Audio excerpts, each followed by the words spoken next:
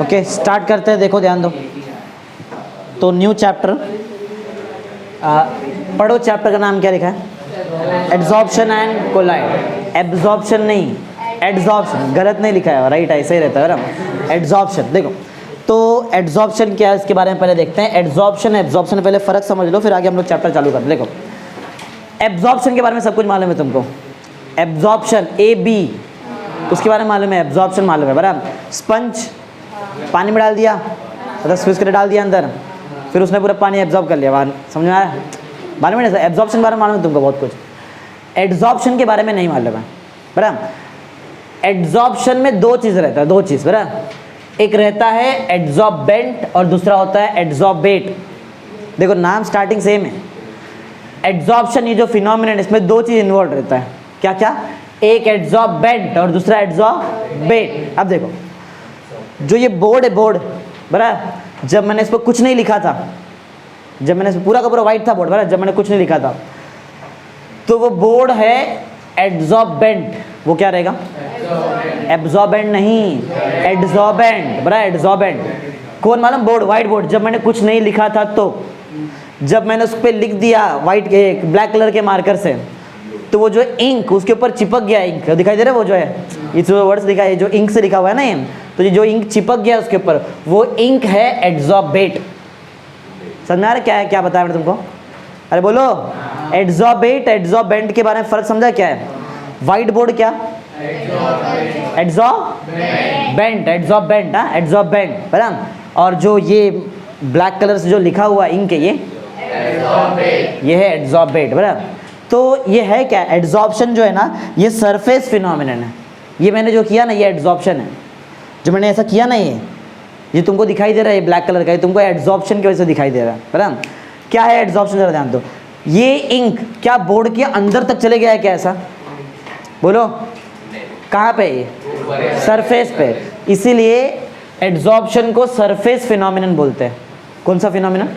मतलब ये phenomenon surface पे होता है। लेकिन एब्जॉर्प्शन ऐसा रहता है कि एब्जॉर्प्शन नहीं, वो अंदर तक जाता है ना। एब्जॉर्प्शन है पूरा बल्क में अंदर तक जाएगा, जो भी चीज़ एब्जॉर्ब होएगा। समझ में आ रहा है क्या है? एब्जॉर्प्शन एब्जॉर्प्शन में फ़र्क समझा क्या? एब्जॉर्प्शन में पूरा, एब्जॉर्प्शन कैसा फिनोमिनन है? Bulk phenomenon. कैसा फिनोमिनन? मतलब पूरा जो भी रहेगा वाटर ले, वो पूरा अंदर तक चले जाएगा ऐसा बराबर। लेकिन ये जो एब्जॉर्प्शन है, ये कौन सा फिनोमिनन? ये सरफेस पे ना, क्या इंक अंदर चले गया, आर पार हो गया है सरफेस पे, इसको रब किया जा सकता है ना बराबर। समझ में आ रहा है? ये जो रब करने का मतलब, जो मैंने क्या किया, मैंने जो एड्सॉर्बेंट था, एड्सॉर्बेट जो था ऊपर ब्लैक कलर का इंक, एड्सॉर्बेट को एड्सॉर्बेंट से अलग कर दिया। इस फिनोमिनन को बोलते हैं ज़ॉर्प्शन। क्या बोलते हैं इसको? SORPTION। समझ में आ रहा है क्या बोल रहा है मैं? देखो एड्सॉर्प्शन वो फिनोमिनन है जिसमें एड्सॉर्बेट एड्सॉर्बेंट के सरफेस के ऊपर आता है बराबर ना। ये जो इंक है, ये क्या था? इंक क्या है? एड्सॉर्बेट। ये किसके सरफेस के ऊपर आया? एड्सॉर्बेंट बराबर ना। समझा? तो सरफेस कौन प्रोवाइड करता है? एड्सॉर्बेट प्रोवाइड करता है कि एड्सॉर्बेंट प्रोवाइड करता है? एड्सॉर्बेंट बराबर। एड्सॉर्बेट। एक एग्जांपल लो, चौक मालूम है? चौक वाले केस में समझो, चौक पे थोड़ा एक इंक का ड्रॉप गिरा दिया है। चौक पे क्या गिरा दिया है? इंक बराबर। एक इंक मालूम है ना? हाँ, इंक का ड्रॉप गिर गया ऊपर बराबर। बताओ एड्सॉर्बेट कौन है? बताओ एड्सॉर्बेट कौन है? एड्सॉर्बेट। अच्छा मेरे बताओ, क्या ये एड्सॉर्प्शन है कि एब्जॉर्प्शन है? इंक गिरा है चौक के ऊपर, अंदर तक बहुत ज़्यादा इंक गिरा दे तो अंदर जाएगा। स्टार्टिंग में ऊपर रहता है बराबर, ऐसा कुछ अंदर तक नहीं जाए। पानी गिराओ, पानी अंदर तक जाएगा, मालूम है ना? हाँ, तो मैं पानी वाला, अगर समझो चौक को पानी में डाल दिया, या तो चौक के ऊपर 1 ड्रॉप 2 ड्रॉप वाटर डाल दिया, तो वो एब्जॉर्प्शन हो जाएगा। AB एब्जॉर्प्शन वाला के पानी मतलब पूरा अंदर तक जाता है ना पानी। इंक ऐसा नहीं, इंक थोड़ा सरफेस पर, थोड़ी ऐसा नहीं कि मैंने पूरा 1 लीटर इंक डाल दिया, एक छोटा सा ड्रॉप है बराबर, छोटा सा ड्रॉप डाल दिया तो उसके सरफेस पे रहेगा बराबर। समझा? बताओ ये दो, एक एग्जाम्पल ले रहे, एग्जाम्पल बोलो। एड्सॉर्बेट कौन? एड्सॉर्बेंट कौन? चौक क्या है? चौक है एड्सॉर्बेंट की एड्सॉर्बेट बेंट ना। हमेशा एड्सॉर्बेंट सरफेस प्रोवाइड करता है एड्सॉर्प्शन के लिए। कौन? दोनों बताओ, दोनों में से सरफेस को किसने प्रोवाइड किया? चौक ने। तो चौक तुम्हारे लिए क्या हो जाएगा? एड्सॉर्बेंट। समझा एड्सॉर्बेंट क्या है? बराबर। और जो सरफेस पे आके एड्सॉर्ब होता है वो एड्सॉर्बेट। बोलो कौन एड्सॉर्बेट? इंक। सिंपल है, समझा? बराबर है? बोलो समझ में आ रहा है क्या बोल रहे हैं? हाँ, तो ये एक कंसेप्ट हो गया एड्सॉर्प्शन के बारे में। तो क्योंकि टॉपिक का नाम ही है एड्सॉर्प्शन एंड कोलॉइड। कोलॉइड आगे आएगा, 2 लेक्चर में तुम्हारा यही चलेगा, बराबर, 2-3 लेक्चर में। एक चौथे लेक्चर में कोलॉइड्स के बारे में पढ़ेंगे हम लोग, ऐसा। तो तुमको समझा एड्सॉर्प्शन क्या है? क्या एड्सॉर्प्शन सरफेस फिनोमेनन की बल्क फिनोमेनन है? सरफेस, सरफेस पे था ना। अरे ये इंक सरफेस पे ही है ना, अंदर थोड़ी चला गया है, बराबर। और इसमें कौन सा 2 चीज इन्वॉल्व रहता है? एड्सॉर्बेंट और एड्सॉर्बेट। सरफेस कौन प्रोवाइड करता है एड्सॉर्प्शन के लिए? एड्सॉर्बेंट, बराबर। कौन आके सरफेस पे एड्सॉर्ब होता है? एड्सॉर्बेंट। नाम में कंफ्यूजन है, लेकिन याद होना चाहिए तुमको क्या है, कौन। समझ में आया चीज? ठीक है, चलो अब चालू करते हैं कि ये क्यों एड्सॉर्प्शन होता क्यों है, बराबर। एड्सॉर्प्शन क्यों होता है? देखो वो सिंपल सा लॉजिक है। लिक्विड दिखाया, एक बीकर लिया, बीकर में मैंने लिक्विड रखा है, देखो डॉट डॉट ऐसा रेड कलर ब्लू कलर के डॉट डॉट दिखाई दे रहा है ऐसा, तो वो लिक्विड का लेवल है। लिक्विड का जो अंदर का जो मॉलिक्यूल रहेगा, अंदर का मॉलिक्यूल, बराबर, उसके आजू बाजू बहुत सारे मॉलिक्यूल रहेंगे, बराबर ना। अरे लिक्विड के लेवल के अंदर के मॉलिक्यूल की बात कर रहा हूँ मैं 2 केस लेने वाला हूँ, एक सरफेस का मॉलिक्यूल और एक अंदर वाला मॉलिक्यूल। तो जो अंदर मॉलिक्यूल रहेगा, क्या उसके आजू बाजू और भी मॉलिक्यूल्स रहेंगे? अरे लिक्विड है ना, रहेंगे, बराबर। तो बाकी सब मॉलिक्यूल्स उसको इक्वल फोर्स वगैरह लगा के उसको प्रॉपरली बैलेंस कर दे रहे हैं। यहाँ से लग रहा है फोर्स, इधर से लग रहा है, ऊपर से लग रहा है, सब जगह से लग रहा है ना फोर्स, सब जगह से अटैच ना, सब जगह से मॉलिक्यूल्स है। लेकिन वो मॉलिक्यूल का देखो जो एकदम सरफेस पे, जो मॉलिक्यूल सरफेस पे रहेगा उसको यहाँ से फोर्स लगेगा, नीचे से फोर्स लगेगा ना, ऊपर लगेगा क्या? ऊपर मॉलिक्यूल ही नहीं है। अरे कौन सा मॉलिक्यूल की बात कर रहा हूँ मैं? जो सरफेस पे, उसके सरफेस पे जो मॉलिक्यूल, उसके ऊपर कोई मॉलिक्यूल है क्या? फिर तो हवा चालू हो जाएगा ना, फिर एयर वगैरह आ जाएगा, समझा? मॉलिक्यूल तो उसके नीचे है, बराबर। तो यहाँ पे अनबैलेंस हो गया ना फोर्स। फोर्स कैसा हो गया? अनबैलेंस हो गया। तो ये अनबैलेंस्ड फोर्स, बराबर, या फिर इसी को एक और नाम दिया है यहाँ पे, इसको बोलते हैं अनसैचुरेशन। क्या बोलते हैं उसको? हाँ, तो ये जो अनसैचुरेशन हुआ या तो ये जो अनबैलेंस्ड फोर्स हुआ है, इसी के वजह से होता है एड्सॉर्प्शन। समझा? एड्सॉर्प्शन किस कैसे होता है? बोलो कौन सा मॉलिक्यूल में अनबैलेंस्ड फोर्स हो जाता है? सरफेस की बल्क वाला मॉलिक्यूल, सरफेस बल्क वाले मॉलिक्यूल को आजू बाजू सब मॉलिक्यूल प्रॉपर फोर्स लगा रहे हैं, वो बैलेंस भी हो रहा है। समझा क्या है? बस यही पढ़ना है आपको, समझा दिया, जस्ट तुमको पढ़ने का है। समझ मैंने क्या बताया? हाँ ठीक।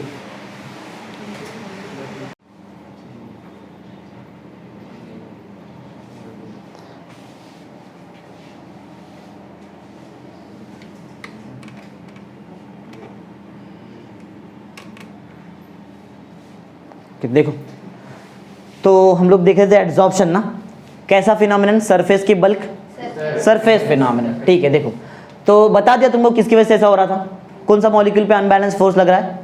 सरफेस वाला मॉलिक्यूल, इसकी वजह से। चलो पढ़ते देखते हैं क्या है, पढ़ो। एक मिनट, क्या ये सिर्फ लिक्विड में होगा कि सॉलिड में भी ऐसा हो सकता है? सॉलिड में भी हो सकता है, सॉलिड में भी होता है। सॉलिड पे जो सरफेस का मॉलिक्यूल है उस पर भी अनबैलेंस फोर्स लग सकता है, बराबर, तो उधर भी ऐसा होता है। पढ़ो, चलो पढ़ते हैं, पढ़ो क्या है? Consider a surface of liquid, और देखो आ गया ना, और सॉलिड्स, लिक्विड में भी होता है और सॉलिड में भी होता है। पढ़ो, the molecular force at the surface of the liquid are unbalanced और अनसैचुरेटेड स्टेट। समझा? ये अनबैलेंस्ड है ना, ये बैलेंस हो रहा है क्या प्रॉपर्ली? ये वाला, ये बैलेंस हो रहा है क्या? बताओ, ये हो रहा है क्या? ये तो हो रहा है, ये वाला नहीं हो रहा है ना। हाँ ठीक है, पढ़ो point number 2। The ions or molecule at the surface of the crystal do not have their force satisfied by close contact with other particle। मतलब जो सरफेस पे रहते हैं, बराबर, वो प्रॉपरली बैलेंस नहीं है, क्योंकि ऊपर तो कोई मॉलिक्यूल है ही नहीं। नीचे मॉलिक्यूल नीचे से बैलेंस है, लेकिन सब जगह से बैलेंस होना चाहिए ना। समझा? ऐसा सेम ऐसे लिक्विड के साथ भी होता है। आगे बढ़ो। Solids and liquid surface tend to attract. देखो यहां से बैलेंस वगैरह हो रहा है ना, यहाँ ये नीचे नीचे प्रॉपर है, बराबर। ऊपर है क्या प्रॉपर मॉलिक्यूल्स? नहीं, तो ऊपर भी मॉलिक्यूल लाने का वो ट्राई करेगा। तो मॉलिक्यूल लाने का ट्राई कैसे करेगा? अट्रैक्ट करेगा। तो ये सरफेस नहीं, जो व्हाइट बोर्ड का सरफेस ने, इसने इंक को अट्रैक्ट कर लिया ना, अट्रैक्ट कर लिया ना, एड्सॉर्प्शन। समझा ना? हाँ चलो पढ़ते हैं, किधर थे हम लोग? बिकॉज वाला पार्ट में ना। हाँ पढ़ो क्या है? Because of unsaturation solids and liquid surface tends to attract कौन सा मॉलिक्यूल? गैसेस और dissolved substance with which they come in close contact. मतलब वो उसी चीज को अट्रैक्ट करेगा जिससे वो क्लोज कॉन्टैक्ट में आ सकता है। वो इसको स्केल को अट्रैक्ट कर सकता है क्या? ऐसा नहीं आ सकता, जैसे क्लोज कॉन्टेक्ट में नहीं आ सकता, समझा? तो स्पेसिफिक चीज को ही अट्रैक्ट करेगा ऐसा। हाँ, तो किधर थे हम लोग? दस द सब्सटेंस एक्यूमुलेट, जमा हो जा रहा है सब, देखो सब इंक बोर्ड के ऊपर जमा हो गया, बराबर? हाँ, thus the substance accumulate on the surface of solid or liquid, that is the substance gets adsorbed on the surface, adsorb हुआ है, absorb नहीं हुआ है, adsorb हुआ है on the surface, hence the adsorption is a, तो इसके लिए इसको बोलते हैं surface phenomenon। सिंपल है, आगे बढ़ते हैं। adsorption है क्या, बता दिया ना adsorption क्या है, ये एक surface phenomenon है। इसमें adsorbate आता है किसके surface के ऊपर, adsorbent के ऊपर, और adsorb हो जाता है पूरी तरह से, सिंपल ना, बराबर? पढ़ते पढ़ो क्या, is a phenomenon of accumulation of higher concentration of one substance on the surface of another due to, किसकी वजह से, unbalanced या फिर unsatisfied attractive force of surface। इससे एक और चीज मालूम पड़ा, एक सरफेस पे वही चीज आ सकता है जिसका कॉन्सेंट्रेशन ज्यादा है। इधर लिखा देखो, इंक याद है, इंक चौक के ऊपर आया था, उसका कॉन्सेंट्रेशन ज्यादा था, इसके थोड़ा डेंस होता है ना, डेंस, हाँ इसलिए। तो यहाँ पे लिखा है adsorption is a phenomenon of accumulation of higher, एक सब्सटेंस का हायर कॉन्सेंट्रेशन दूसरे जो सब्सटेंस रहेगा उसके सरफेस पे आ जाता है, सिंपल, बराबर? बल्क में जाएगा के अंदर नहीं, तो फिर एब्जॉर्प्शन हो जाएगा फिर, तो बराबर? समझा एब्जॉर्प्शन क्या, इजी है, बराबर? आगे पढ़ते, पढ़ो नेक्स्ट क्या है। हाँ, एड्सॉर्प्शन क्यों होता है, बराबर? और यहाँ पे याद है हम लोगों ने ये पढ़ा था कि एड्सॉर्प्शन ये सरफेस फिनोमेनन क्यों है, ये सरफेस पे क्यों रहता है, समझा सरफेस पे क्यों रहता है? अरे सरफेस का मॉलिक्यूल तो अनसेटिस्फाइड है ना फोर्स से, बराबर? अंदर बल्क का मॉलिक्यूल है, बल्क का मॉलिक्यूल तो प्रॉपर बैलेंस्ड फोर्स है, सरफेस पे ही अनबैलेंस्ड फोर्स है, इसके लिए सरफेस फिनोमेनन। अब पढ़ते हैं कि क्यों होता है, एड्सॉर्प्शन होता ही क्यों है, बराबर? ये पढ़ते हैं, बहुत सिंपल है, तुमको ये वाला वर्ड शायद तुमको याद रहेगा, van der Waals force of attraction याद है, आया ना केमिस्ट्री हमको? वैन डेर वाल्स सबसे वीकेस्ट फोर्स होता है, उसका 2-3 नाम और है। वैन डेर वाल्स फोर्स को लंडन फोर्स भी बोलते हैं, उसको डिस्पर्शन फोर्स भी बोलते हैं, याद रहेगा? वैन डेर वाल्स फोर्स का 3 नाम है एक्चुअल में, एक खुद वैन डेर वाल्स फोर्स और दूसरा डिस्पर्शन फोर्स और लंडन फोर्स। ये सबसे वीकेस्ट फोर्स ऑफ अट्रैक्शन ही बताया था तुमको मैंने, सबसे वीकेस्ट होता है ना ये। हाँ चलो पढ़ते क्यों होता है एड्सॉर्प्शन, पढ़ो क्या, phenomenon is called by dispersion force, इसके वजह से होता है, कौन से फोर्स, डिस्पर्शन फोर्स या फिर लंडन फोर्स, या तो ये तीनों अलग अलग ही एक ही है, एक ही नाम अलग अलग है, एक ही, समझा? सबसे weakest force of attraction which are short, मतलब बहुत नजदीक नजदीक में रहेगा, ज्यादा दूर तक ये फोर्स एक्ट नहीं होता है, बहुत कम थोड़ा डिस्टेंस पे एक्ट होता है, और एडिटिव मतलब ऐड किया जा सकता है, बहुत सारा फोर्स ऐड हो सकता है। याद है पढ़ा था, ज्यादा सरफेस एरिया मिला तो यही फोर्स बहुत ज्यादा हो जाता है, पढ़ा था ना, स्ट्रॉन्गेस्ट हो जाता है। आगे पढ़ते, पढ़ो क्या, force is the sum of all interaction between all atom, जितना भी एटम्स रहेगा सबका सब एटम का इंटरेक्शन इन्वॉल्व रहता है वहां पे। मैंने ये याद है वो पॉइंट्स इसको मैचअप कराओ, ज्यादा सरफेस एरिया, ज्यादा वैन डेर वाल्स फोर्स, और van der Waals force strong हो गया, ये पढ़ाया था ना। तो ज्यादा सरफेस मतलब हर बहुत ज्यादा एटम्स आ गया, और हर एक एटम टेक पार्ट करता है ना वैन डेर वाल्स फोर्स में, तो वही यहाँ बताया कि adsorption is a sum of all interaction between all atoms, सब एटम्स के बीच में जो इंटरेक्शन रहेगा वो वाला, सब एटम के बीच में इंटरेक्शन रहता है, ऐसे याद रखो। नेक्स्ट पढ़ो क्या, the pulling interaction causes the surface of liquid to tighten like elastic film. इसका मतलब क्या है, समझो मैं लिक्विड देख रहा हूँ, लिक्विड, बराबर? तो लिक्विड के सरफेस पे ये दिखाई दे रहा है, सरफेस का जो मॉलिक्यूल है वो अनबैलेंस्ड फोर्स है, बराबर? तो इसीलिए ऊपर का जो मॉलिक्यूल है ना, ऊपर का जो भी जितने भी सरफेस का जो लिक्विड का जो सरफेस है वो थोड़ा टाइट हो जाता है। कैसा हो जाता है? इसके लिए मच्छर लिक्विड पे बैठ सकता है, मच्छर होता है मच्छर, देखा रहेगा वो डूबता नहीं है लिक्विड के अंदर, वो डूबता नहीं, वो कभी उस पर फ्लोट करता है, थोड़ा हवा है तो आगे भी भाग जाता है, ऐसा देखा कभी तुमने? ऐसा होता है, बराबर? जो मॉस्किटो है वो कभी भी पानी में डूबता नहीं है, क्यों मालूम है? इसी की वजह से, इसको बोलते जो सरफेस का जो फिल्म है, सरफेस का फिल्म, क्योंकि अनबैलेंस्ड फोर्स के से वो टाइट हो गया ना, एकदम टाइट हो गया, बराबर? तो वो मच्छर अंदर नहीं जाएगा, मॉस्किटो अंदर नहीं जाएगा, बराबर? और वो ऊपर ही रह जाता है, ऐसा फिर, समझा? अरे ऐसा देखा भी रहेगा तुमने, बराबर? मॉस्किटो कहीं भी अंदर नहीं जाता, पानी के अंदर नहीं जा सकता, बराबर? वो सरफेस पे रहता है, इसी को बोलते हैं सरफेस टेंशन। क्या बोलते हैं इसको? क्योंकि सरफेस टाइट हो गया ना, टाइट हो गया ना, इसके लिए क्या आ गया, इसीलिए जो भी बोट्स वगैरह है वो पानी पे चल जा सकते, बराबर? नहीं तो डूब जाते थे अंदर, सरफेस टेंशन की वजह से सब कुछ होता है, बराबर? चलो किधर थे हम लोग, हाँ ये पुलिंग वाला फिर से पढ़ो जरा क्या है, the pulling interaction causes the surface of liquid to tighten like elastic film, elastic film जैसा वो टाइट हो जाता है, इसलिए मॉस्किटो समझा ऊपर ऊपर ही रहेगा, अंदर जाएगा, इसके लिए बोट वगैरह भी उस पर चल सकता है। मतलब ये क्या बताओ, ये इलास्टिक फिल्म अगर टाइट हो गया, इलास्टिक फिल्म जैसा टाइट हो गया तो क्या नाम दिया मैंने इसको, सरफेस टेंशन। सरफेस पे टेंशन आ चुका है, खींच रहे हैं ना सब जगह से ऐसा, बराबर? सरफेस टेंशन बोलते। चलो नेक्स्ट पॉइंट में वर्ड आ जाएगा, पढ़ो क्या, a measure of elastic force at the surface of liquid, बराबर, इज कॉल्ड सरफेस टेंशन। समझा सरफेस टेंशन क्या है, बोलो? हाँ तो सरफेस टेंशन समझा, जो ऊपर पॉइंट क्या बताया, ये जो इलास्टिक फिल्म जो टाइट हो गया है, इसको मेजर करने का जो है पैरामीटर, उसी को बोलते हैं हम लोग सरफेस टेंशन। सरफेस टेंशन वो मेजर कर सकते हैं, जितना ज़्यादा सरफेस टेंशन रहेगा उतना वो फिल्म जो है ऊपर का सरफेस एकदम टाइट रहेगा। समझा, समझा रहा पॉइंट क्या है ऐसा। तो ये पॉइंट समझ आ रहा तुमको क्या? बताओ एड्सॉर्प्शन होने का रीजन क्या था, कौन सा force? Van der Waals force, London force या फिर डिस्पर्स, एक ही है तीनों बराबर। ये सब फोर्स कैसे क्या हो जाता है, ऊपर का जो फिल्म है वो टाइट हो जाता है। और क्या हर एक एटम के बीच में इंटरेक्शन होता है? हाँ, हर एक एटम के बीच में इंटरेक्शन होता है, फिल्म टाइट हो जाता है। ये जो फिल्म टाइट हो गया है बरा, जो ऊपर का जो लिक्विड का लेयर है वो फिल्म जैसा हो गया है बरा, और वो एकदम टाइट हो चुका है। ये प्रॉपर्टी को जो मेजर करने वाला पैरामीटर, उसका नाम सरफेस टेंशन। चलो एक और पढ़ते, क्या है पढ़ो। There is a tendency to have minimum surface, मतलब जो सरफेस है ना, सरफेस कोई भी सरफेस ऐसा ट्राई करता है कि उसके पास कम से कम सरफेस टेंशन हो। इसके बारे में 12th में एकदम डिटेल में पढ़ेंगे, एक चैप्टर ही डायरेक्ट सरफेस टेंशन हमको बराबर। इसके बारे में एकदम डिटेल। इसके लिए जो सोप का बबल होता है ना, सोप का बबल स्क्वायर में होता है क्या? ट्रायंगल होता है, ट्रायंगल। स्टार रहता है क्या? स्टार क्या रहता है? स्पीयर। सर्कल भी नहीं रहता है, वो 2D देखेंगे तो सर्कल देखिएगा, वो स्पीयर रहता है ना, स्पीयर। क्योंकि स्पीयर वाला जो ज्योमेट्री है इसमें सबसे कम सरफेस टेंशन होता है बराबर। तो कोई भी लिक्विड अपने आप को ऐसा कन्वर्ट करके लेता है कि उसके पास कम से कम क्या रहे, सरफेस टेंशन। समझा, कम से कम होना चाहिए सरफेस टेंशन। एक बार फिर से पढ़ो, क्या point number 5? There is a tendency to have minimum surface tension that is decrease of the free energy which leads to the adsorption. समझ रहा पॉइंट क्या है? मतलब कोई भी लिक्विड का लेयर ट्राई करेगा, उसके पास कम से कम क्या हो, सरफेस टेंशन। ज्यादा नहीं, कम से कम होना चाहिए। समझा, कब उसके हिसाब से उसका प्रॉपर ज्योमेट्री भी रहता है बराबर। बताया जैसे स्फीयर का ज्योमेट्री बताया था, बबल का स्लोप, सोप बबल का बराबर। समझे पॉइंट क्या है, एड्सॉर्प्शन क्यों होता है? बोलो, इजी है। वैसे सरफेस टेंशन का और एक डिफाइन है, ये लिखेंगे ना डिफाइन तो भी चलेगा, एक और डिफाइन दिया था तो मैंने दोनों लिख दिया बा।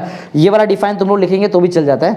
यहाँ का डिफाइन है ना, ये लिखो, और मैं एक और डिफाइन पॉसिबल है, और मैं ये भी लिख सकते हैं नीचे वाला बराबर। दो डिफाइन है, दोनों में से एक तो तुमको याद ही है ना बराबर। टाइट हो जाता है इलास्टिक फिल्म जैसा बराबर, और वो प्रॉपर्टी को जो मेजर करता है पैरामीटर, उसका नाम है सरफेस टेंशन। एक और सरफेस टेंशन का डिफाइन है, पढ़ो क्या है? Surface tension is the amount of energy required to stretch, मतलब खींचने के लिए टू स्ट्रेच, और स्ट्रेच करेंगे तो उसका सरफेस एरिया बढ़ेगा।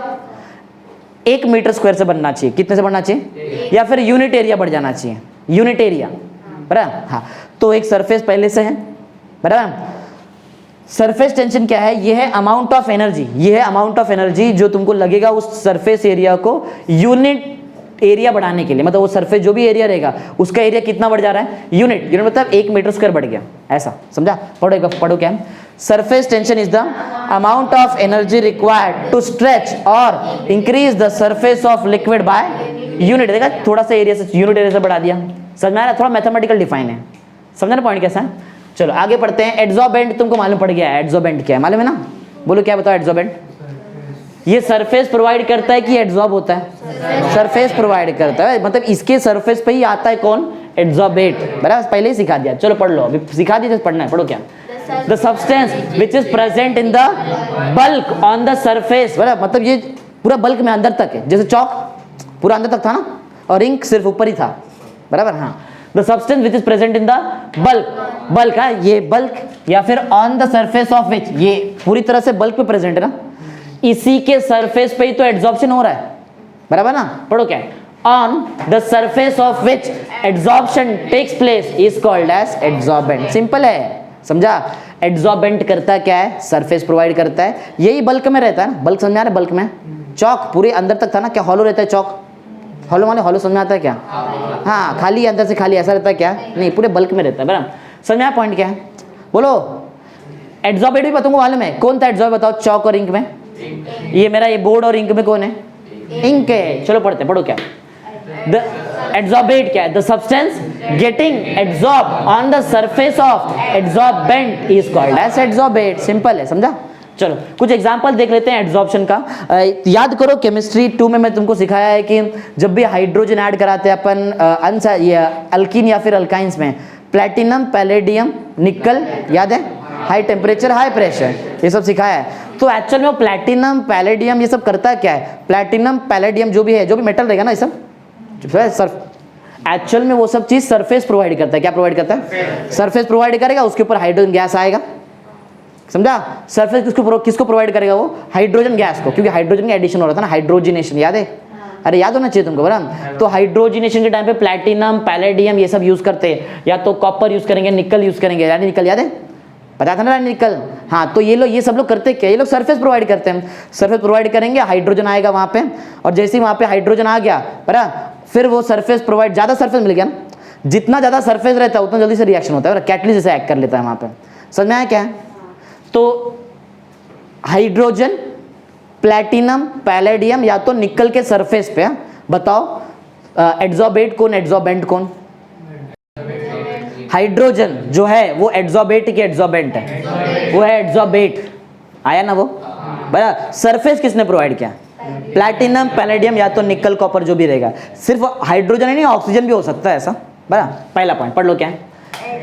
Adsorption of gases like hydrogen, oxygen by finely divided metals, namely क्या? Platinum, palladium, copper, nickel, etc. मालूम है तुमको ये सब चीज बराबर, मालूम है ना? हाँ, अब नेक्स्ट ये देखा है क्या?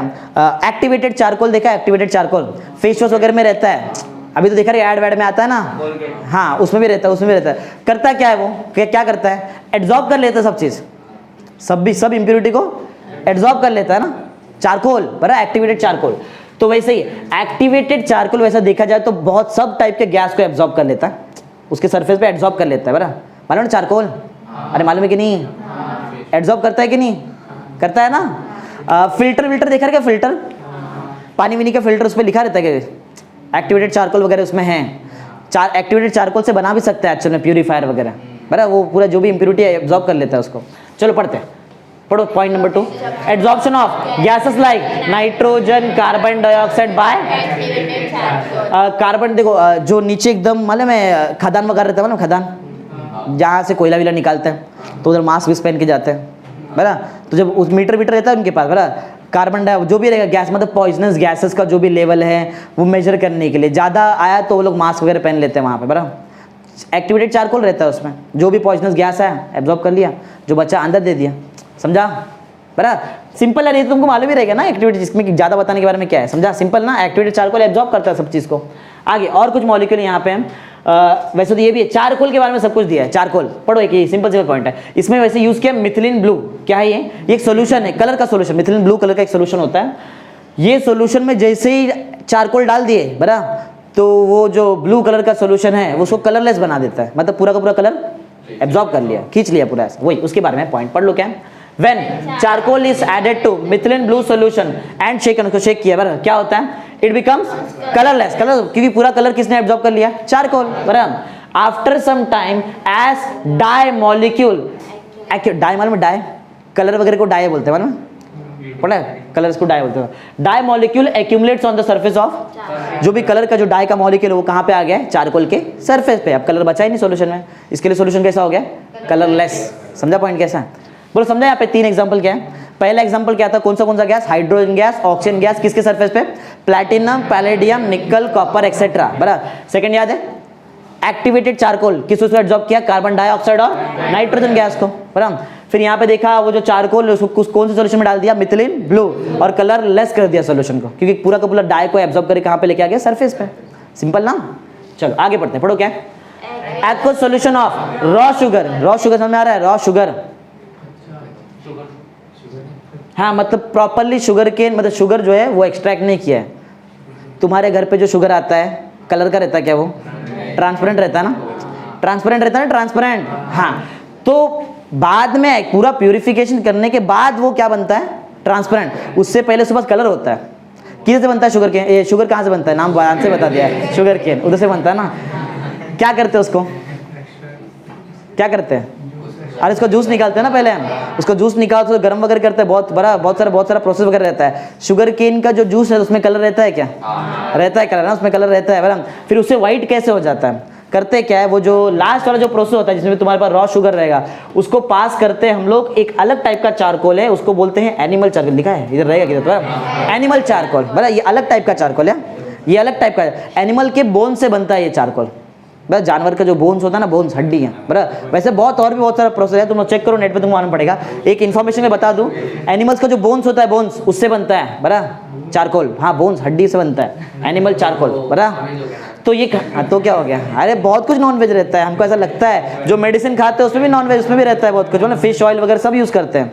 मेरे कोई रहेगा कोई वेजिटेरियन, लेकिन वो भी सब लोग इस दुनिया में हर एक लोग नॉन वेज खाते हैं, सब खाते हैं, सब मैं बता रहा हूँ तुमको। सबसे पहले जब जो ह्यूमन्स आए थे वो क्या करते थे, उनको क्या खेती बीती करना मालूम था क्या? वो मारते थे खाते थे, स्टार्टिंग से ये सब होते आ रहा है, अभी नहीं है, स्टार्टिंग से होते आ रहा है सब कुछ, ठीक है। तो ये जो रॉ शुगर है, रॉ शुगर को हम लोग पास करते हैं किससे, मतलब एक बेड रहता है, एक बेड टाइप रहता है, किसका रहता है, एनिमल चारकोल। जैसे उसके ऊपर से पास किया, एनिमल चारकोल ने पूरा का पूरा कलर एब्जॉर्ब कर लिया, और रॉ शुगर जो है वो कलरलेस हो जाता है। और उसका एक्वा सॉल्यूशन कैसे हो जाता है, कलरलेस। क्वेश्चन पढ़ो और थोड़ा डिटेल में समझे, पढ़ो क्या, aqua solution of raw sugar when passed over a beds of animal charcoal becomes, समझ में आ चुका रहेगा पूरा क्या क्या बताया मैंने, बराबर। एक क्या रहेगा, एनिमल चारकोल का बेड रहेगा, उसके ऊपर से क्या पास कर दिया, ऊपर से रॉ शुगर पास कर दिया, लिक्विड फॉर्म में रहता है, पूरा का पूरा कलर एब्जॉर्ब कर लिया, और जो बचा आगे वो कलरलेस सॉल्यूशन। सिंपल, बराबर। पढ़ते हैं, समझना क्या क्या, चारकोल है, पूरा का पूरा एब्जॉर्ब कर लेता है। पढ़ो, पॉइंट पढ़ो। When aqueous solution of raw sugar is passed over a beds of animal charcoal, charcoal absorbs the color particle from the raw sugar। जो raw sugar में जो भी कलर का पार्टिकल का जो भी डाई है, एब्जॉर्ब, बराबर। आगे, thus due to absorption of colored particle, raw sugar becomes colorless when passed over a beds of animal charcoal। Simple, समझा, इजी है ना, इजी है। नेक्स्ट पढ़ते हैं, डिसॉल्व पढ़ाया था, डिसॉर्प्शन, डिसॉर्प्शन पढ़ाया था, अच्छा नहीं डिसॉर्प्शन नहीं पढ़ाया तुमको, पढ़ाया था सॉर्प्शन, सॉर्प्शन पढ़ाया था ना। देखो नाम देखो कैसा चाहिए, एड्सॉर्प्शन, बराबर, एड्सॉर्बेट, एड्सॉर्बेंट, बराबर, यहाँ पे क्या, डिसॉर्प्शन, सॉर्प्शन, बराबर, थोड़ा कंफ्यूजन है, ठीक है। ये क्या है, अरे नहीं मैं तुमको शायद कुछ अलग वो बता दिया कि ये बताया था मैं तुमको, गलत हो गया, नाम उधर सेम हो गया ना, सॉर्प्शन, बराबर, डिसॉर्प्शन बताया था तुमको। देखो एड्सॉर्प्शन याद है, ये क्या है बताओ, ये क्या किया मैंने, ये क्या किया बताओ, एड्सॉर्प्शन की एब्जॉर्प्शन, एड्सॉर्प्शन। ये जो मैंने किया इसको बोलते हैं डिसॉर्प्शन। ये जो मैंने किया, रब कर दिया ना मैंने, कौन से मॉलिक्यूल को मतलब कौन से चीज को किस पे से निकाल दिया, मैंने एड्सॉर्बेट को एड्सॉर्बेंट के सरफेस से निकाल दिया, इसको बोलते हैं डिसॉर्प्शन। पढ़ लो, क्या पढ़ो, the process of removal of adsorbed substance from the surface on which it was adsorbed is called, simple है, कॉमन सेंस ना, इसमें क्या बताओ, समझा दिया। आगे, दोनों में फर्क क्या है, बहुत सारा फर्क है। एड्सॉर्प्शन पहली बात तो सरफेस फिनोमिनन, और एब्जॉर्प्शन बल्क, अंदर तक रहता है ना, बल्क फिनोमिनन, बराबर। तो ऐसा तो आएगा, पढ़ो पॉइंट क्या है, adsorption is a surface phenomenon, और ये क्या है, बल्क। सिंपल सिंपल पॉइंट है, ज़्यादा कुछ हार्ड हार्ड नहीं। आगे, तो ये जो इसका जो ये देखा है एड्सॉर्प्शन में, इसका जो कॉन्सेंट्रेशन होता है एड्सॉर्बेट का, कॉन्सेंट्रेशन ऑफ एड्सॉर्बेट, एड्सॉर्बेट तो ये ना, बराबर, इसका जो कॉन्सेंट्रेशन है इज हाई ऑन द, क्यों सरफेस पे हाई क्यों है, अंदर हाई क्यों नहीं है, अंदर गया ही नहीं। अरे एड्सॉर्प्शन पढ़ रहे ना, इसमें एड्सॉर्बेट क्या सरफेस के अंदर जाएगा, नहीं सरफेस पे ही रहेगा ना। चौक पे इंक वगैरह से बताया था, ये बोर्ड पे जो इंक है, इंक ऊपर ही है ना, इंक का कॉन्सेंट्रेशन बोर्ड के अंदर ज्यादा है कि बोर्ड के सरफेस पे ज्यादा है, सरफेस। यही तो बोल रहे हैं कि कॉन्सेंट्रेशन जो भी एड्सॉर्बेट करेगा वो सरफेस पे ज्यादा रहेगा। अच्छा सोचो, एब्जॉर्प्शन में क्या रहेगा, एब्जॉर्प्शन में, एब्जॉर्प्शन में अंदर तक क्या कम ज्यादा कॉन्सेंट्रेशन है क्या, नहीं, पूरा थ्रू आउट यूनिफॉर्म कॉन्सेंट्रेशन ना, अंदर तक पानी डाला, अंदर तक गया ना पानी, ऐसा। पढ़ो पॉइंट, इसका पॉइंट, दोनों पॉइंट पढ़ो, इसका पहले पॉइंट पढ़ो, क्या, concentration of adsorbate is high on the surface of adsorbent. लेकिन यहाँ पे ऐसा नहीं, यहाँ पे हाई कम का ज्यादा बात ही नहीं, डायरेक्ट पूरा अंदर तक यूनिफॉर्म, बराबर, यूनिफॉर्म कॉन्सेंट्रेशन। पढ़ लो, concentration of adsorbate is uniform throughout the bulk of, bulk का मतलब मालूम है, अंदर तक पूरी तरह से कैसा है, यूनिफॉर्म है, समझा। जितना पानी का मॉलिक्यूल तुमको ऊपर सरफेस में मिलेगा चौक के, उतना ही अंदर भी मिलेगा, समझा है, सिंपल ना। चलो आगे बढ़ते हैं। हाँ, ये जो एड्सॉर्प्शन है ना, ये टेम्परेचर पे और प्रेशर पे डिपेंड करता है। किस पे डिपेंड करता है, इसके लिए स्पेस में पेन नहीं यूज करते हैं,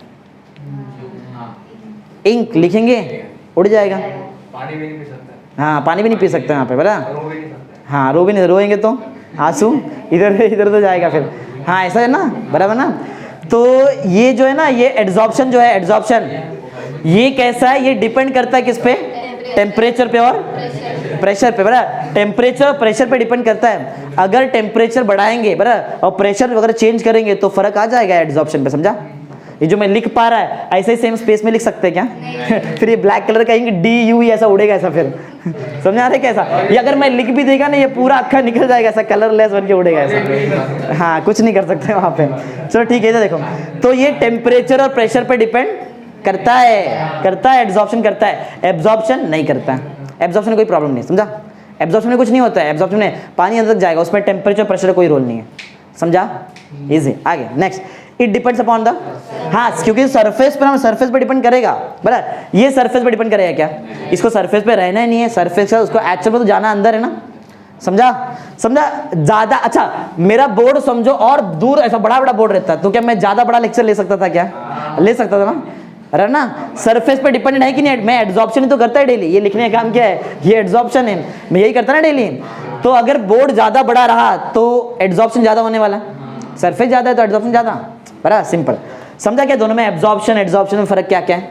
अरे बोलो, इजी है, इतना कुछ हार्ड वर्ड नहीं है। चलो एब्जॉर्प्शन ही क्या है? कंफ्यूज हो गए थे ना? ये क्या था? डिसऑर्प्शन, और वो उसका मतलब है जब दोनों काम एक साथ होएगा। कौन सा? अगर एब्जॉर्प्शन और एब्जॉर्प्शन एक साथ हो रहा है तो एब्जॉर्प्शन आता है। पढ़ो, पॉइंट पढ़ो क्या है? When both absorption and absorption takes place simultaneously, it is known as simple, बराबर ना? समझा क्या है?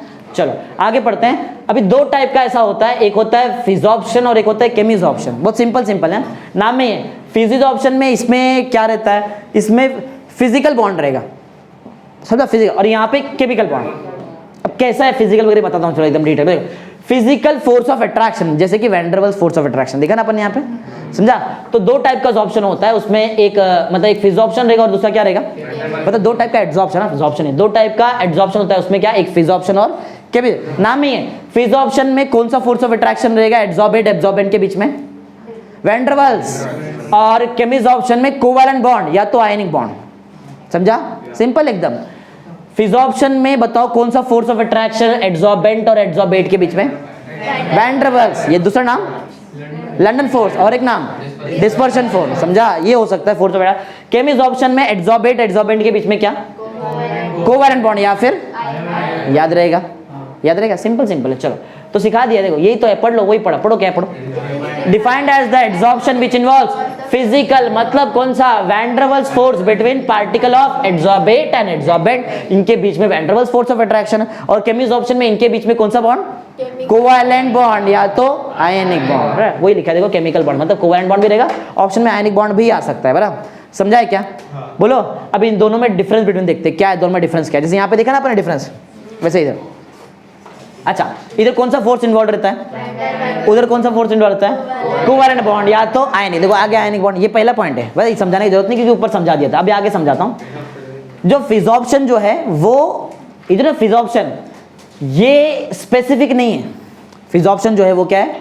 स्पेसिफिक नहीं है। लेकिन जो केमिजॉर्प्शन है वो स्पेसिफिक है। इसका मतलब क्या? देखो, चारकोल याद है? चारकोल सब टाइप के गैस को एब्जॉर्ब कर लेता है, ऐसा बोलता है क्या? नाइट्रोजन है तो या बराबर ना? सब गैस एब्जॉर्ब हो जाएगा ना? बोलो, सब गैस एब्जॉर्ब। स्पेसिफिक है क्या कि तू ही या ऐसा है क्या? नहीं, हर एक गैस को एब्जॉर्ब कर लेगा। लेकिन केमिजॉर्प्शन ऐसा नहीं है। क्यों माने? में केमिजॉर्प्शन में क्या बनता है? कोवैलेंट बॉन्ड या तो, अभी कोवैलेंट बॉन्ड मतलब सिर्फ कार्बन ऐसा ही ना, स्पेसिफिक कार्बन और हाइड्रोजन के बीच में ही। आयनिक जैसे कि Na और Cl के बीच में ही, समझा? स्पेसिफिक है कि यही चाहिए, समझ आ रहा है? बोलो, क्लियर है? हाँ, तो फिजिजॉर्प्शन जो है ये स्पेसिफिक इन नेचर नहीं है, लेकिन वो केमिजॉर्प्शन स्पेसिफिक है। एग्जांपल क्या है? ऑल गैसेस एब्जॉर्ब कहाँ पे? On charcoal. वहां पढ़ो क्या है? It is highly specific and occurs only when chemical bond formation is possible. अगर कार्बन और कार्बन के बीच में कार्बन हाइड्रोजन, समझा? स्पेसिफिक है ना? हाँ, पॉसिबल होना चाहिए एब्जॉर्बेट और एब्जॉर्बेंट के बीच में बॉन्ड। कौन सा बॉन्ड? कोवैलेंट या फिर आयनिक, ठीक है? हाँ, यहाँ पे जो हीट ऑफ एब्जॉर्प्शन है वो बहुत लो रहता है, 20 से लेके कितना रहेगा? 40 किलो जूल तक। यहाँ पे जो हीट ऑफ एब्जॉर्प्शन रहेगा, मतलब जो हीट इवॉल्व या फिर एक्सोथर्मिक एंडोथर्मिक, मालूम रहेगा तुमको ना? मालूम है ना? एक्सोथर्मिक रिएक्शन जिसमें हीट इवॉल्व होता है, बराबर? एंडोथर्मिक में जिसमें हीट, चलो एक एग्जांपल देता हूँ, देखते तुमको समझ में आता है कि नहीं। एक्सोथर्मिक एंडोथर्मिक, देखो एक बॉटल है, बराबर? एक बॉटल वगैरह है, कुछ समझो ऐसा है, शेप भी मत देखो, समझ जाओ। या तो फ्लास्क लेते, कोनिकल फ्लास्क, ये बनाने आता है मेरे को, कोनिकल फ्लास्क। बराबर। कोनिकल फ्लास्क है, मालूम है ना, ऐसा कोनिकल फ्लास्क, इसको ऊपर से ढक दिया बराबर, याद है, इसके ऊपर लकड़ी का सब कॉर्क लगा दिया जाता है बराबर, मालूम ना, ऐसा ऐसा बंद कर दिया बराबर। अंदर सॉल्यूशन है कोई, तो अंदर सॉल्यूशन है बराबर, अंदर सॉल्यूशन है बराबर, ऊपर से बंद है, कुछ नहीं हो रहा, बंद कर दिया बराबर। दो सॉल्यूशन को अंदर मिक्स किया, मुझे मालूम है कि जब दो सॉल्यूशन को मिक्स करेंगे, सॉल्यूशन 1 और सॉल्यूशन 2 को, तो एक्सोथर्मिक रिएक्शन होता है। कौन सा रिएक्शन होता है? मतलब हीट बाहर आएगा, लेकिन मैं तो ढक्कन और उसको शेक किया तो क्या आएगा बताओ? क्या? उससे पहले क्या होएगा?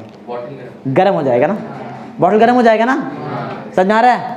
बॉटल गर्म हुआ, इसका मतलब ये है क्या कि सराउंडिंग से अपन ने हीट लिया है? नहीं, इसका मतलब ये था अंदर का जो हीट था वो इवॉल्व होना चाहता था, लेकिन ढक्कन बंद है, इस कॉर्क ना ऊपर लगा दिया है, इसके लिए हीट इवॉल्व नहीं हो सकता है। बॉटल गर्म हो गया, इसका मतलब क्या? मतलब फ्लास्क गर्म हो गया, इसका मतलब एंडोथर्मिक रिएक्शन हुआ, नहीं एंडो के एक्सो, एक्सो। एक और एग्जांपल, सॉल्यूशन 1 और सॉल्यूशन 2 दो है बराबर, दोनों को मिक्स कर रहे हैं और हमको मालूम है पहले से कि वो एक्सोथर्मिक एंडोथर्मिक रिएक्शन होता है वहाँ पे। कौन सा होता है? एंडोथर्मिक। मतलब क्या? सराउंडिंग से हीट लेता है बराबर, लेकिन ढक्कन तो बताओ क्या हो जाएगा? कोनिकल फ्लास्क ठंडा हो जाएगा, समझा? समझ में आ रहा है क्या है? बोलो, होता है ऐसा, मैं थोड़ी बना रहा, ऐसा होता है बराबर। तो ये समझा, एंडोथर्मिक एक्सोथर्मिक। हाँ, तो वैसे यहाँ पे जो हीट जो रहेगा, हीट ऑफ एब्जॉर्प्शन, वो बहुत कम रहता है। कम क्यों? क्योंकि सरफेस फिनोमेना, वैसे देखा जाए तो दोनों का दोनों सरफेस फिनोमेना है, क्योंकि यहाँ पे केमिकल बॉन्ड इन्वॉल्व है ना, उसको तोड़ने में, उसको बनाने में बहुत ज़्यादा एनर्जी लगता है केमिकल बॉन्ड को। वैन डर वाल्स फोर्स तो सबसे वीकेस्ट फोर्स ऑफ अट्रैक्शन है, समझा? तो उसमें बहुत कम एनर्जी मिलेगा, बहुत कम बराबर, बहुत कम। कितना? 20 से लेके 40 किलो। लेकिन यहाँ पे ज़्यादा है, ज़्यादा बताओ यहाँ पे क्यों है? रीजन है हमारे पास, कोवैलेंट बॉन्ड है ना, या तो कौन सा बॉन्ड है? तोड़ने और उनको बनाने में बहुत ज़्यादा एनर्जी लगता है बराबर, तो इसके लिए ज़्यादा हीट ऑफ एब्जॉर्प्शन रहेगा। कितना रहेगा? 40 से लेके, मतलब इसके आगे ये 20 से 40, वो 40 से 200 है। उल्टा किया, खाली 220 में एक और जीरो डाल दिया, 200, समझा? ऐसा याद रख सकते हैं, समझा? कैसे बताओ, बोलो। हाँ, ये जो है ना, ये फिजॉर्प्शन जो है वो लो टेम्परेचर पे ऑकर करता है। कैसे होएगा? लो टेम्परेचर पे। और जैसे ही गर्म करूँ और बराबर, तो ये जो तुम्हारा फिजॉर्प्शन है वो धीरे धीरे कम हो जाएगा। कैसे होएगा? कम। बहुत सिंपल है, फिजॉर्प्शन लो टेम्परेचर पे होता है और उसको अगर मैं हीट कर दूं बराबर, जो फिजॉर्प्शन वाला जो प्रोसेस हो रहा है उसको अगर मैं हीट कर दूं तो कम हो जाएगा फिजॉर्प्शन। क्यों बताओ ऐसा? क्योंकि लो टेम्परेचर पे अच्छे से होता है ना फिजॉर्प्शन, और लो टेम्परेचर पे अच्छे से होएगा, और तुम टेम्परेचर बढ़ा दिए तो अच्छे से होएगा क्या? तो कम हो जाएगा फिजॉर्प्शन। सिंपल पॉइंट है, पढ़ लो। क्या पॉइंट पढ़ोगे? It occurs at low temperature and decreases with increase. अगर टेम्परेचर बढ़ा तो तुम्हारा फिजॉर्प्शन कम हो जाएगा। ये ऐसा नहीं है, ये फेवर्ड है हाई टेम्परेचर पे। कहाँ पे? High temperature. जबकि यहाँ पे एक एक्सेप्शन है, पढ़ो हाउएवर वाला, पढ़ो पॉइंट पढ़ो। क्या है however? The extent of chemical absorption is lowered at very high temperature due to bond breaking. लेकिन ज्यादा करके याद रखो, ये फेवरेबल कहाँ पे रहता है? High temperature. लेकिन बहुत सारे रिएक्शन में हाई टेम्परेचर बॉन्ड का ब्रेकिंग हो जाएगा, इसलिए तुम्हारा केमिसॉर्प्शन भी कम होने का चांसेस है। लेकिन ज़्यादा फेवरेबल कहाँ पे है? हाई टेम्परेचर पे देगा। ये कहाँ पे ज़्यादा फेवरेबल है? लो। और यहाँ पे अगर मैं टेम्परेचर मतलब इंक्रीज कर दूँ तो फिजॉर्प्शन डिक्रीज हो जाएगा बराबर। ये कहाँ पे ज़्यादा फेवरेबल है? High temperature. लेकिन कुछ रिएक्शन है जहाँ पे क्या होता है? बॉन्ड ब्रेकिंग हो जाएगा हाई टेम्परेचर पे, समझा? पढ़ो क्या है? It is reversible. जो फिजॉर्प्शन है ये क्या है? रिवर्सिबल। ये जो रहेगा केमिसॉर्प्शन, ये क्या है? ये इररिवर्सिबल। ये इररिवर्सिबल, समझा? एक टेक्स्ट बुक जरा ओपन करो, ये पॉइंट जरा निकालो, कोई रहेगा तो। ये इररिवर्सिबल। फिजॉर्प्शन कैसा? रिवर्सिबल। और जो तुम्हारा केमिसॉर्प्शन है वो क्या है? इररिवर्सिबल। बस ठीक है, यहाँ पे एग्जांपल नहीं देते तो और अच्छे समझ में आता। यहाँ पे एग्जांपल नहीं है, ठीक है। तो जो फिजॉर्प्शन है ये कैसा प्रोसेस है? ये रिवर्सिबल। वो क्या कैसा प्रोसेस रहेगा? एक लास्ट पॉइंट, ये जो है ना फिजॉर्प्शन, इसमें मल्टी लेयर बनता है। क्या बनता है? Multi layer. यहाँ पे एक ही लेयर रहेगा, मोनो लेयर बराबर। मल्टी लेयर, समझा रहे? एक लेयर, फिर वापस इंक लगा दिया, वापस चौक पे एक और लेयर, सुखा दिया और एक लगाया और एक लेयर, समझा? तो ये मल्टी लेयर बना सकता है। एड्जॉर्ब्ड पार्टिकल का मल्टी लेयर यहाँ बन सकता है। किधर? फिजॉर्प्शन में, केमिसॉर्प्शन में। फिजॉर्प्शन। और वहाँ पे सिर्फ क्या रहता है? क्योंकि केमिकल बॉन्ड इन्वॉल्व है इसके लिए, और कुछ नहीं। समझा पॉइंट क्या? इजी यार, इतना कुछ सिंपल, इतना हार्ड वर्ड लेक्चर नहीं है, सिंपल। समझा ना कैसा है? याद है आज क्या क्या पढ़ा अपन ने? सबसे पहले अपन ने पढ़ा एड्जॉर्प्शन सरफेस फिनोमेनन क्यों है, क्योंकि जो सरफेस का मॉलिक्यूल है वो अनबैलेंस्ड होता है, इसके लिए। फिर पढ़ा है तुमको एड्जॉर्प्शन क्या है? ये सरफेस फिनोमेनन है जिसमें एड्जॉर्बेट किसके सरफेस के ऊपर आता है? एड्जॉर्बेंट, और एड्जॉर्ब हो जाता है, सिंपल। फिर पढ़ा है सरफेस टेंशन क्या है? सरफेस टेंशन ये वो अमाउंट ऑफ एनर्जी है जो तुम्हारा जो इलास्टिक फिल्म है उसका एरिया को यूनिट एरिया से बढ़ाने के लिए, तो 1 मीटर स्क्वायर बढ़ाने के लिए जो एनर्जी लगा वो सरफेस टेंशन, बराबर। हाँ, फिर पढ़ा है एड्सॉर्बेंट। एड्सॉर्बेंट सरफेस प्रोवाइड करता है कि एड्सॉर्ब होता है? सरफेस प्रोवाइड करता है। एड्सॉर्बेट क्या होता है? एड्सॉर्ब हो जाता है ना एड्सॉर्बेंट के सरफेस पे। एग्जांपल ऑफ एड्सॉर्प्शन याद है? कौन कौन? हाइड्रोजन गैस और ऑक्सीजन गैस किसके सरफेस पे? प्लैटिनम, पैलेडियम, निकल, कॉपर, ये सब। फिर पढ़ा है ये दूसरा, चारकोल तो सब टाइप के गैस को एब्जॉर्ब कर लेता है। एग्जांपल क्या दिया यहाँ पे? नाइट्रोजन और कार्बन डाइऑक्साइड गैस। फिर दिखाया याद है वो मिथेन ब्लू वाले सॉल्यूशन को अपन ने क्या बना दिया था? कलरलेस। वो पूरा का पूरा डाई को एब्जॉर्ब कर लिया अपने सरफेस पे। हाँ, फिर पढ़ा एक्वा सॉल्यूशन रॉ शुगर का, ये क्या हो जाता है? कलरलेस हो जाता है जब इसको कहां से पास करते हैं? बेड। किसका बेड से? Animal charcoal. समझा ना क्या होता है? वो पूरा का पूरा डाई को एब्जॉर्ब कर लेगा, पूरा पूरा कलर का पार्टिकल एब्जॉर्ब कर लेता है। डिसॉर्प्शन याद है? एड्सॉर्प्शन का उल्टा। एड्सॉर्प्शन में एड्सॉर्बेट आता है, एड्सॉर्बेंट के सरफेस पे एड्सॉर्प्शन हो जाता है। यहाँ पे इसको इसके सरफेस से निकाल देंगे हम लोग, रब कर दो बोर्ड को तो क्या हो गया? डिसॉर्प्शन। बराबर। हाँ, फिर एड्सॉर्प्शन एब्सॉर्प्शन का डिस्टिंग्विश याद है? ये क्या था? ये सरफेस और वो बल्क फिनोमेनन। यहाँ पे कॉन्सेंट्रेशन सरफेस पे ज्यादा, यहाँ पे यूनिफॉर्म, ज्यादा कम की बात ही नहीं यहाँ पे। बराबर। फिर ये पढ़ा है डिपेंड करता है टेम्परेचर और प्रेशर पे, स्पेस वाला बात बताया था। फिर यहाँ पे ऐसा कुछ नहीं, ये इंडिपेंडेंट है, एब्जॉर्प्शन प्रॉपर हो जाता है। ये डिपेंड करता है सर, क्योंकि सरफेस फिनोमेनन तो सरफेस पे डिपेंड करेगा, ये सरफेस फिनोमेनन है नहीं तो डिपेंड भी नहीं करेगा। समझाया पॉइंट कैसा है?